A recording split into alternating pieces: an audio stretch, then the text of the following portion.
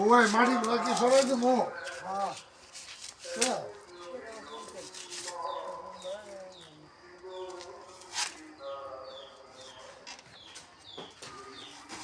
যাবি যে টাকা লাগবো না।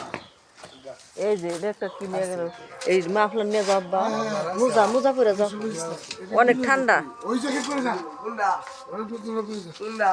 আয় দিব একটা। কেমন লাগে? এই যেটা কথা বল। বাবা মোজা পরে যাও গা, যাও।